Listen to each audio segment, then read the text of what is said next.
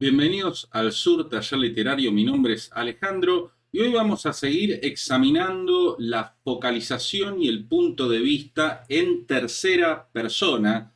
Esto puede considerarse una especie de continuación del video en el que justamente hablamos de esta cuestión que para tantos es tan espinosa. Mucha gente escribe en primera persona porque no sabe cómo meterse en la cabeza de los personajes cuando escribe en tercera. Y acá vamos a ver no solo eso que ya lo vimos en el otro video y en realidad en varios videos, sino que vamos a ver también cómo podemos usar una progresión en lo que va viendo el personaje.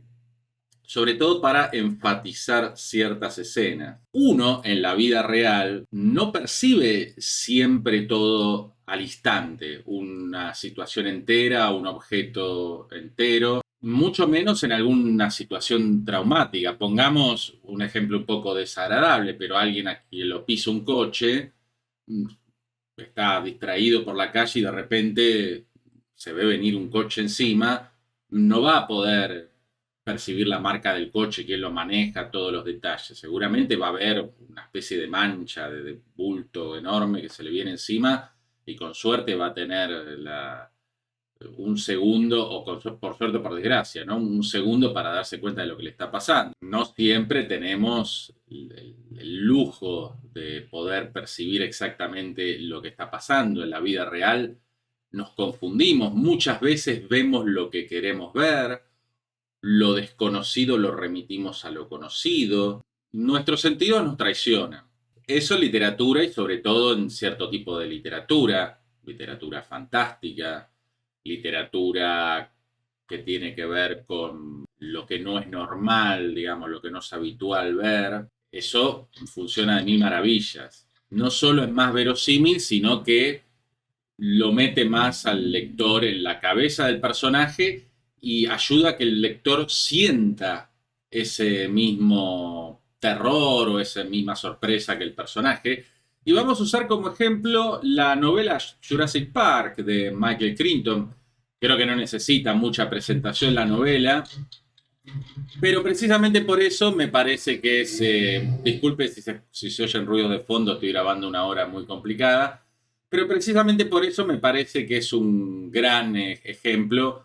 Si bien la novela es bastante diferente a la película, yo la estoy leyendo ahora, también por eso se me ocurrió la idea de usarla para este video, porque tiene mucho de esto, de esta especie de percepción progresiva de los hechos. Como dije en algún video, está bueno leer a los artesanos, no solo a los genios, porque con los artesanos uno puede ver estos recursos con mayor claridad. Y Crichton usa mucho esto de que los personajes creen estar viendo una cosa y después es otra. Acá, por ejemplo, tenemos esta página que está narrada desde el punto de vista del Dr. Grant, el personaje de Sam Neill en la película. Creo que no es necesario, ¿no?, que empiece a decir de qué va Jurassic Park. Me parece que ya le podemos pasar eso, ¿no? Dice, bien abajo podían ver los techos blancos de grandes edificios, porque están en grupo, ¿no? Acurrucados entre la vegetación. Grant estaba sorprendido, la construcción era compleja. Bajaron aún más saliendo de la bruma y entonces pudo ver toda la extensión de la isla que se prolongaba hacia el sur. Siempre seguimos lo que está viendo Grant, si bien él está en grupo, ¿no? Tal como Hammond había dicho, estaba cubierta principalmente de un bosque lluvioso. Hacia el sur, elevándose sobre las palmeras, Grant vio un tronco solitario totalmente desprovisto de hojas. Nada más que un tocón grande y curvado. Entonces el tocón se movió y giró para hacer frente a los recién llegados. Grant se dio cuenta de que no estaba viendo un tronco en absoluto.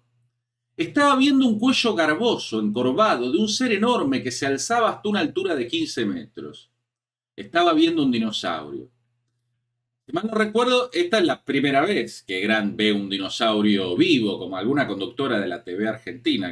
Claro, y él se lo confunde con un tronco, porque está ahí metido en una especie de selva artificial que hicieron ahí en el parque, en esa isla. Y claro, acá hay una cuestión muy interesante. Grant no sabe exactamente lo que va a ver en el parque. A él lo llevan como paleontólogo, pero no se imagina que va a haber un dinosaurio revivido, entre comillas, clonado en realidad por el ADN que sacaron de los insectos y toda esa historia que ustedes seguramente ya conocen por la película al menos. Entonces él ve lo que su cabeza esperaría ver. Uno esperaría ver muchas cosas, pero no un dinosaurio. De hecho, hay un uso muy verosímil y muy inteligente de eso en la novela, porque antes de esto que se narra, hay un velociraptor que se escapa por ahí, pero todos lo consideran una lagartija, porque nadie espera ver un dinosaurio, un ser extinto hace millones de años. Dice, Grant vio un tronco solitario, pero ¿qué pasa? ¿El narrador nos está mintiendo? ¿Nos está engañando? No, porque Grant ve un tronco. Porque nosotros no solo vemos, lo que nuestros ojos perciben, sino lo que nuestro cerebro puede entender. Esto lo han tratado muchos filósofos, no es algo que estoy inventando, que estoy descubriendo ahora yo, desde ya. Vemos lo que entendemos. Grant, a pesar de ser un paleontólogo, de que lo apasiona a los dinosaurios, que sabe muchísimo de dinosaurios, por supuesto un conocimiento especulativo, no se espera ver un dinosaurio. Su cerebro lo asocia a un tronco. Además de que se confunde, por supuesto, el bicho, ¿no? Tiene un color parecido, entonces se confunde ahí la vegetación, pero no espera ver un dinosaurio. Entonces después ve que, no, pero el tronco se mueve. Resulta que no es un tronco, es el cuello de un dinosaurio. Antes de pasar a los otros ejemplos de Jurassic Park, les comento que en el video que hice, que para los que tienen estómago sensible les aviso que es un cuento bastante fuerte, pero el video que hice sobre tripas, el cuento de Chuck Palahniuk, ahí hay un gran ejemplo de este descubrimiento progresivo, de esta percepción progresiva de un todo. Bastante asqueroso igual, insisto, pero el que sea duro del estómago lo puede ver. Vamos ahora con otra escena. Acá Tim, el nene, en la novela es diferente, son diferentes las edades de los chicos y esta escena creo que también es un poco diferente, pero no importa. La cuestión que acá Tim acaba de ser atacado por el T-Rex, que también atacó a su hermana y más o menos al Dr. Grant. Y nosotros sabemos que el bicho lo revolvió junto al coche, esos cochecitos que iban por raíles, justamente tipo parque, porque es un parque jurásico, lo revolvió el T-Rex al coche y a él dentro del coche, ¿no? Y acá en este capítulo él se despierta, que está desmayado y reacciona, y así lo narra Crichton. Dice, Tim gimió y rodó sobre la espalda, alejándose del charco de vómito. Bueno, primero nos contó que abre los ojos, que vomita, que se siente mal, no sabe dónde está, ¿no? Lo saqué eso para hacerlo más corto. Tim gimió y rodó sobre la espalda, alejándose del charco de vómito. El dolor de cabeza le hacía respirar con exhalaciones breves, poco profundas. Y seguía sintiendo náuseas, como si todo se estuviera moviendo. Él está ahí dentro del coche y se despierta atontado, no entiende bien qué pasa, ¿no? Abrió los ojos y miró en derredor, tratando de orientarse. Estaba dentro del crucero de tierra. Esto, como decimos, esto lo entiende el personaje, no es que lo está diciendo el narrador. O sea, lo está diciendo el narrador, pero desde la mente del personaje. Pero el coche tenía que haberse dado vuelta sobre el costado. Está haciendo una deducción, ¿eh?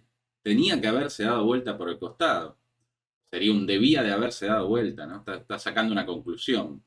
Porque Tim yacía con la espalda apoyada en la portezuela del acompañante, viendo hacia arriba el volante y más allá las ramas de un árbol que se movían con el viento. Es lo que ve él. El narrador está limitado a lo que ve Tim. La lluvia casi había cesado, pero Tim estaba mojado y le seguían cayendo gotas de agua a través del destrozado parabrisas. Las gotas de agua que siente. El mundo es la percepción del personaje. Contempló con curiosidad los fragmentos de vidrio. No podía recordar cómo se había roto. No podía recordar cosa alguna, salvo que habían estado estacionados en el camino y que estaba hablando con el Dr. Grant cuando el tiranosaurio se les echó encima. Eso era lo último que recordaba. Volvió a sentirse mareado y cerró los ojos hasta que pasó la sensación de náusea.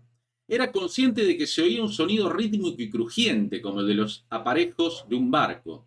Mareado y con sensación de náusea, realmente sentía como si todo el coche se estuviese moviendo debajo de él. Pero cuando abrió los ojos de nuevo vio que era cierto. El crucero de tierra se estaba moviendo, acostado sobre uno de sus flancos, oscilando hacia atrás y hacia adelante. Todo el coche se estaba moviendo. A modo de ensayo se puso de pie, erguido sobre la portezuela del acompañante, atisbó sobre el tablero de instrumentos, mirando por el parabrisas hecho anicos. Al principio únicamente vio el follaje denso por todas partes, que se movía con el viento. Lo que ve al principio. Pero de vez en cuando podía ver huecos, y más allá del follaje, el suelo estaba... El suelo estaba 6 metros más abajo. Miró sin comprender. El dolor pulsátil de su cabeza creció. Cerró los ojos un instante y respiró con lentitud. Después volvió a mirar con la esperanza de que no fuera verdad, pero lo era. El crucero de tierra estaba caído de costado, entre las ramas de un árbol grande, a 6 metros sobre el suelo, oscilando de un lado a otro por la acción del viento. El personaje se da cuenta, con pavor, con temor, con miedo, de que está colgando de una rama, ¿no? en el coche.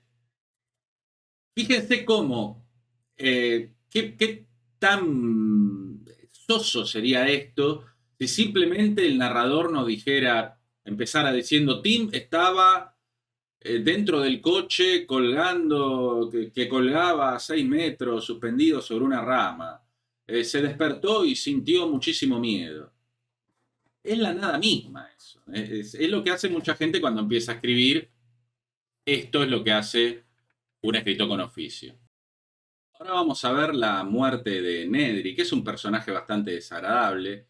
Es el experto en sistemas, que como recordarán de la película, está haciendo en realidad espionaje industrial. Él quiere robar, le pagan para robar unas muestras de ADN de dinosaurios, o bueno, de lo que fuera que usan para crear a los dinosaurios. Y termina mal porque va a tener un encuentro con uno de estos bichitos y no va a ser un encuentro muy agradable. De hecho, va a ser el último encuentro que tenga en su vida. Miren cómo lo narra. Dice, el cartel decía cerca electrificada a 10.000 voltios no tocar, pero Nedry le abrió con la mano desnuda y destrabó el cerrojo del portón, abriéndolo de par en par. Volvió al jeep, lo llevó a través del portón y después volvió caminando para cerrar a sus espaldas. Ahora estaba dentro del parque, a no más de 1,5 kilómetros del muelle este. Pisó el acelerador y se encorvó sobre el volante, atisbando a través del parabrisas castigado por la lluvia, mientras conducía el jeep por el estrecho camino. Conducía rápido, demasiado, pero se tenía que ajustar a su horario. Todo esto, como siempre digo, está en la cabeza del personaje. Él sabe que está conduciendo demasiado rápido, pero tiene un límite horario. El personaje puede desaparecer unos minutos y nada más, porque si no va a llamar demasiado la atención. Estaba completamente rodeado por la negra jungla, pero pronto debería de poder ver hacia su izquierda la playa y el océano. También el personaje es el que está pensando, pronto voy a poder ver. Esta maldita tormenta, pensó, podría complicarlo todo, porque si la lancha de Dodgson no le estuviera esperando en el muelle este cuando llegara allí, todo el plan quedaría arruinado. Nedry no podía esperar mucho, o notarían su ausencia en la sala de control. Toda la idea subyacente al plan era que el analista de sistemas pudiera llegar conduciendo hasta el muelle este, dejar los embriones y regresar al cabo de pocos minutos, antes de que alguien se diera cuenta. Era un buen plan, un plan inteligente. Nedry lo había elaborado cuidadosamente, afinando cada detalle. Ese plan iba a hacer que se volviera $1,500,000 más rico, 1,5 mega. Eso significaba 10 años de ingresos de un solo tiro, libres de impuestos, e iba a cambiar su vida. Había sido cuidadoso en extremo, hasta el punto de hacer que Dodgson se reuniese con él en el aeropuerto de San Francisco en el último minuto, con la excusa de querer ver el dinero. En realidad, Nedry quería grabar su conversación con Dodgson y llamarle por su nombre en la cinta. Nada más que para que Dodgson no olvidara que debía el resto del dinero. Claro, lo quería implicar, quería tener una grabación que lo implicara en el delito, así si el otro no le quería pagar. Nedry incluía una copia de la cinta con los embriones. En síntesis, había pensado en todo salvo en esta maldita tormenta. Claro, eso también es algo que el personaje recuerda, que tiene todo ese plan. El narrador, digamos, que se mete dentro de la cabeza del personaje para contarnos en plan.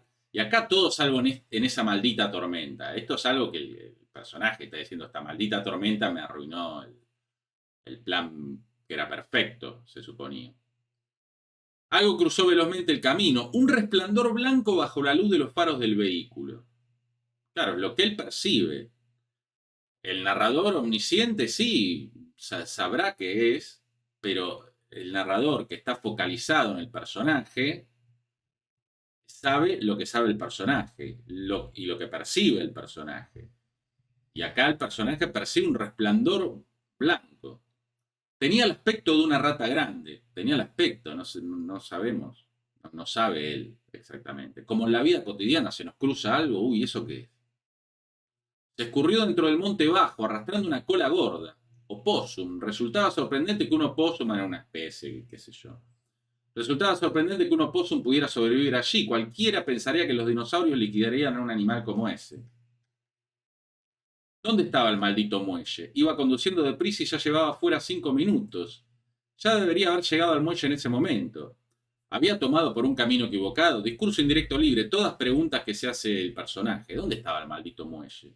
Había tomado, acá sería tomé un camino equivocado si fuera primera persona. Como es el narrador en tercera, dice, había tomado por un camino equivocado. No lo creía así, en el camino no había visto bifurcación alguna. Como cuando uno discute en su mente, además un personaje que está en una situación de estrés, porque él está cometiendo un delito, está engañando a la gente con la que trabaja, está limitado en tiempo y encima parece que se perdió. Entonces uno empieza a hacerse preguntas, a responderse cosas, empieza a poner bastante nervioso, ¿no? Entonces, ¿dónde estaba el muelle? Fue una impresión terrible tomar una curva y ver que el camino terminaba en una barrera de hormigón gris de 1,80 m de alto y que presentaba vetas oscuras por la lluvia. Clavó los frenos, el jeep coleó, perdiendo tracción en un trompo de punta a punta y durante un instante de horror, Nedry pensó que se iba a estrellar contra la barrera, sabía que se iba a estrellar, y giró el volante frenéticamente. El jeep resbaló hasta quedar detenido, con los faros a unos 30 centímetros nada más de la pared de hormigón. Se detuvo allí escuchando el rítmico batir de los limpiaparabrisas. Inhaló profundamente y exhaló con lentitud. Mejor que decirnos que estaba nervioso, que es algo abstracto. Es como cuando trata de dominar el pánico, ¿no? Hace eso. Miró hacia el camino que tenía atrás. Era obvio que había tomado un camino equivocado en alguna parte. Conclusión que saca el personaje también.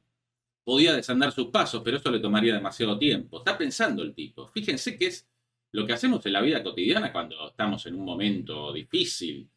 Ay, bueno, ¿qué hago? Hago esto, lo otro. No tenemos tiempo, además. Uno se pregunta muchas cosas, crea hipótesis como puede. Está debatiéndose, un debate interno está teniendo el personaje, ¿no? Sería mejor que descubriera dónde demonios estaba.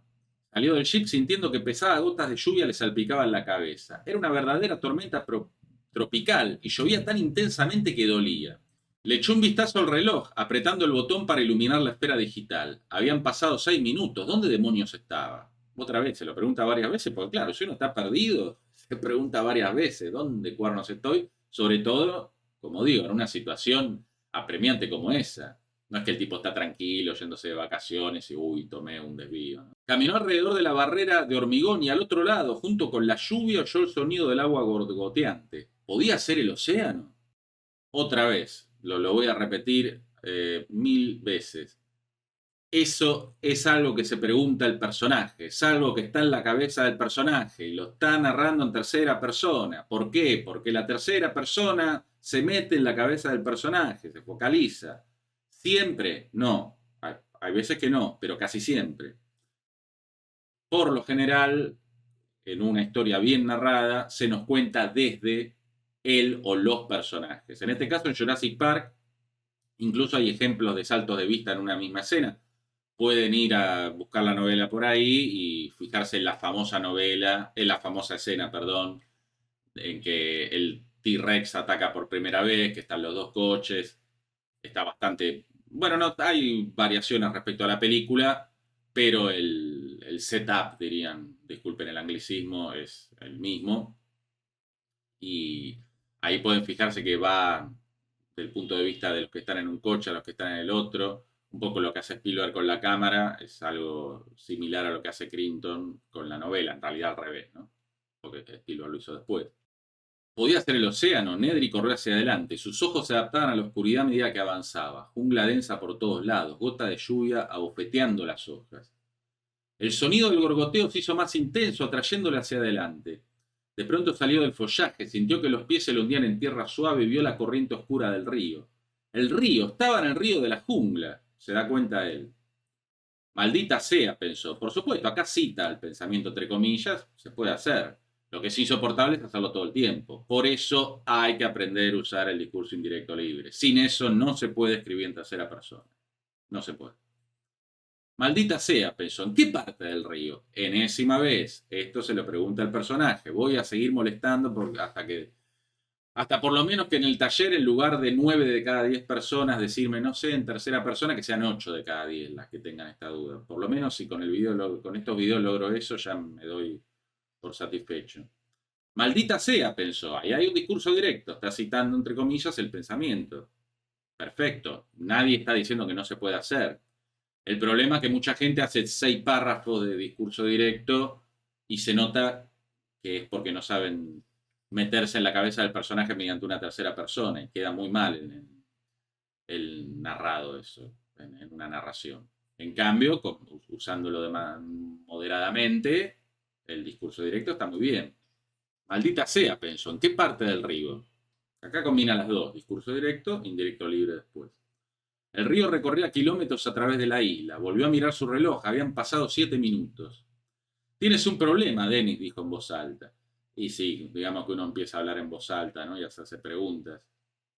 Como en respuesta a sus palabras, oyó el suave ulular de un búho en el bosque. Nedry apenas si se dio cuenta. Estaba preocupado por su plan. El hecho liso y llano era que el tiempo se le había agotado. Ya no había opción. Tenía que abandonar su plan original. Todo lo que podía hacer era regresar a la sala de control, volver a poner en funcionamiento el ordenador y de alguna manera tratar de ponerse en contacto con Dodgson y arreglar la cita en el muelle para la noche siguiente. Esto todo lo piensa el personaje, dice, ya está, se me acabó el tiempo. Nedry tenía que pasar por terreno escabroso para que ese nuevo plan funcionara, pero creía que podía lograrlo. En forma automática el ordenador hacía el registro cronológico de todas las llamadas. Después de que Nedry consiguiera comunicarse con Dodgson, tendría que volver a entrar en el ordenador y borrar el registro de la llamada. Pero una cosa era segura, ya no podía permanecer en el parque más tiempo, porque se darían cuenta de su ausencia. Nedry empezó a volver dirigiéndose hacia el fulgor de los faros del jeep. Estaba calado hasta los huesos y se sentía desdichado. Oyó el suave ulular una vez más y esta vez se detuvo. Realmente eso no sonaba como si fuera un búho. Y le parecía que estaba cerca, en la jungla, en algún lugar hacia su derecha. Mientras escuchaba, oyó el sonido de ramas que se rompían en el parque bajo. Después, silencio. Aguardó y volvió a oír. Sonaba claramente como algo grande que se movía lentamente por la jungla hacia él. Algo grande, algo cercano. Un dinosaurio grande. Él está pensando. Porque sabe que está en un parque con dinosaurios. Vete de aquí, lo piensa. Nedry empezó a correr. Hizo mucho ruido mientras corría, pero aún así... una aclaración. Este vete de aquí sería un discurso, como una especie de discurso directo, pero que el autor se toma la licencia de ponerlo ahí sin... Stephen King lo hace bastante también, sin comillas, sin cursivas, sin nada, ¿no? Pero bueno, eso por ahora olvídenselo, pero también es un recurso absolutamente válido. Nedry empezó a correr, hizo mucho ruido mientras corría, pero no, aún así pudo oír al animal que venía entre el follaje, aplastándolo a su paso y ululando. Se estaba acercando. Tropezando con las raíces de los árboles en la oscuridad, abriéndose a camino arañazos por entre las goteantes ramas, vio el jeep ahí adelante y las luces que brillaban alrededor de la pared vertical de la barrera le hicieron sentirse mejor. Dentro de un instante estaría en el jeep y entonces se largaría de allí a toda velocidad. Dio vuelta a la barrera gateando y entonces quedó congelado. El animal estaba ahí. Pero no estaba cerca. El dinosaurio se erguía a unos 12 metros de distancia, a unos 12, ¿no? Te calcula más o menos. En el borde de la zona iluminada por los faros. Nedry no había hecho la gira, de modo que no conocía la gira promocional del parque, se refiere, ¿no? Nedry no había hecho la gira, de modo que no conocía los diferentes tipos de dinosaurios, pero este tenía un aspecto extraño. El cuerpo, de 3 metros de alto, era amarillo con puntos negros y a lo largo de la cabeza corría un par de crestas rojas con formas de V.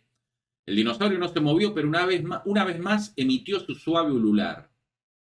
Nedry esperó para ver si el animal atacaba. No lo hizo. Quizás los faros del jeep le asustaban.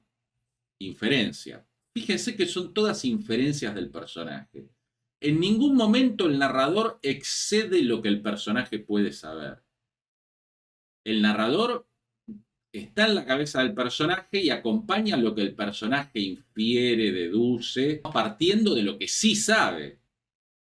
Pero hay cosas que no sabe. Por ejemplo, este dinosaurio, ¿qué especie es? De hecho, hay algo clave sobre este dinosaurio que no sabe, que ahora lo vamos a ver. Y el lector sí lo sabe. Eso hace que la escena se vuelva más terrible todavía. Quizá los faros del jeep le asustaban, quizás, forzándole a mantenerse a distancia, como si fuera una fogata. El dinosaurio le clavó la mirada y entonces avanzó y retrajo la cabeza con un solo movimiento veloz. Nedry sintió que algo golpeaba en forma sorda y húmeda contra su pecho.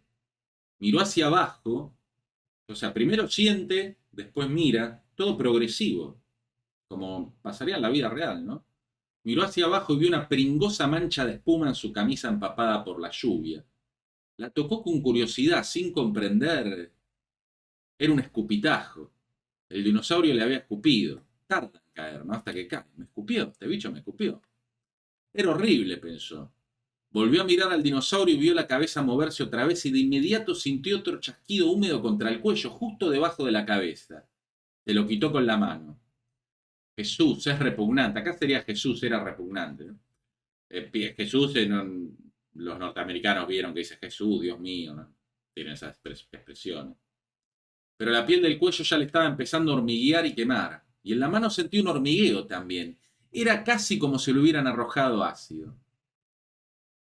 Nedry abrió la portezuela del auto, le echó una ojeada al dinosaurio para asegurarse de que el animal no fuera a atacar, y sintió un dolor súbito, agudísimo en los ojos, que le pinchaba como clavos contra el fondo del cráneo.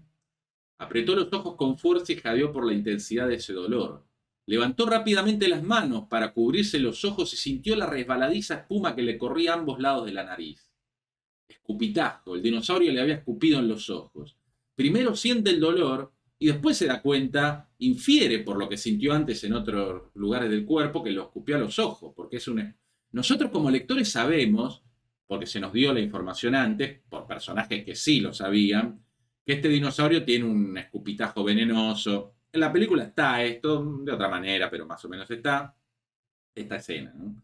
De hecho, voy a ver si ilustro con alguna imagen en edición, alguna imagen fija, porque no quiero que me moleste YouTube con el copyright, pero se recordarán que esta escena está, ¿no? Escupitajo, el dinosaurio le había escupido en los ojos. Va entendiendo tarde el personaje lo que le está pasando. Además no tiene información suficiente. Si él hubiese sabido de entrada que era venenoso, que escupía, bueno, podría haber tomado otras precauciones, podría haber intentado algo, igual no se lo veía con las mejores perspectivas para sobrevivir, pero podría haber intentado otra cosa. No se hubiera acercado, seguro. El dinosaurio le había escupido en los ojos. Aunque se dio cuenta de eso, el dolor lo abrumó y cayó de rodillas desorientado, respirando con dificultad. Se desplomó sobre el costado, la mejilla apretada contra el suelo húmedo, el aliento saliéndole en débiles silbidos a través del dolor constante, que le hacía gritar sin descanso y que determinaba la aparición de puntos destellantes de luz por detrás de sus párpados fuertemente cerrados. Esto es lo que hemos hablado también 1000 veces, el universo sensorial que crea el escritor. Obviamente se nos dice, sí, dolor, que es algo abstracto el dolor, ¿no? Pero después todo lo demás es concreto. Toda la sensación en la mejilla contra el suelo húmedo, el aliento que salen lentos silbidos. Él cierra los ojos pero igual ve luces, ¿no? Como dicen que ven los ciegos de alguna manera, que los demás no nos cuesta entender, ¿no? Como cuando uno está expuesto a la luz y cierra los ojos pero sigue viendo a través de los párpados cerrados. Porque uno en realidad vieron que no cierra los ojos, cierra los párpados. Lo que nos tapa son los párpados. Los ojos siguen funcionando. La tierra tembló debajo de él y supo que el dinosaurio se estaba moviendo. Podía oír el suave ulular y a pesar del dolor se forzó a abrir los ojos y aún así no vio otra cosa más que puntos centellantes contra un fondo negro. Lentamente comprendió la verdad. Estaba ciego. El ulular se hizo más intenso cuando Nedry bregó por ponerse de pie y tambaleando se volvió hacia el coche, apoyándose contra el panel lateral, mientras una oleada de náuseas y vértigo lo envolvía. El dinosaurio estaba cerca ahora, podía sentir que se acercaba. Estaba cerca no porque el narrador sabe que está cerca, porque el personaje se da cuenta por el sentido del oído. Era oscuramente consciente del jadeo del animal. Lindo adverbio, o sea, oscuramente consciente. Confusamente, ¿no? Sería. Oscuramente tiene un doble sentido además, ¿no? Oscuro porque es confuso, pero también porque es terrible. Pero no podía ver nada y su terror era extremo. Extendió las manos, agitándolas en todas direcciones para evitar el ataque que sabía tenía que llegar. Entonces hubo un nuevo dolor quemante, como si tuviera un cuchillo de fuego en el vientre, y Nedry se tambaleó buscando sin ver la parte inferior de su cuerpo, para tocar el extremo desgarrado de la camisa, y después una masa espesa, resbaladiza, que resultaba sorprendentemente tibia, y con horror, súbitamente se dio cuenta de que estaba sosteniendo sus propios intestinos en las manos. El dinosaurio la había abierto en canal, los intestinos habían salido de su cuerpo. Nedry cayó al suelo y aterrizó sobre algo escamoso y frío. Era la pata del animal, y después sintió un nuevo dolor a ambos lados de la cabeza. El dolor se hizo más intenso y mientras era levantado y puesto en pie, supo que el dinosaurio le había tomado la cabeza entre las mandíbulas, y al horror de esa comprensión le sucedió un deseo final de que todo terminara pronto. Bueno, creo que son ejemplos bastante claros y contundentes de qué tan eficaz es narrar desde el personaje. Que esto del punto de vista no es un capricho mío ni de ningún escritor o algo que figura en el reglamento del sindicato de escritores. Es para escribir mejor, como todo lo que. Para escribir y para narrar mejor, como todo lo que comentamos en este canal. Lo mismo que antes, imagínense esta escena narrada con Nedry, estaba perdido en la camioneta y salió y se encontró al dinosaurio ese que escupía. ¿Se acuerda, lector? Que este era el que escupía, veneno. Entonces el dinosaurio lo escupió y Nedry murió, ¿no? Después, estoy exagerando igual, pero si esta escena uno la narra desde fuera de Nedry, del personaje, y no respeta la progresión en lo que él percibe y en lo que él comprende, pierde toda la fuerza. Por supuesto, hay que hacer una aclaración. Esto se usa para escenas potentes. Eh, digamos que, primero que hay muchas veces que uno sí percibe de entrada, qué sé yo. Yo digo, bueno, sí, uy, tengo el celular en la mano. Y no es que tengo que sacar muchas deducciones, lo percibo al instante. Bueno, en este caso porque lo agarré, no hace más, pero si miro ahí, digo, tengo el celular, tengo esto otro, porque es algo cotidiano, algo a lo que estoy acostumbrado, no estoy en una situación de estrés, no estoy nervioso.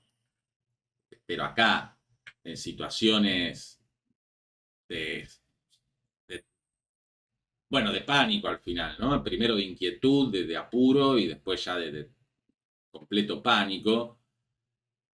Y en esa isla con la anomalía de los dinosaurios vivientes, los dinosaurios clonados, uno no percibe las cosas con total claridad, ¿no? Entonces vio un dinosaurio que era venenoso, porque él lo sabía, porque él también leyó la novela y vio que en la página 75 Crinton dice, no, el personaje no lo sabe. Entonces va enterándose de la peor manera en este caso.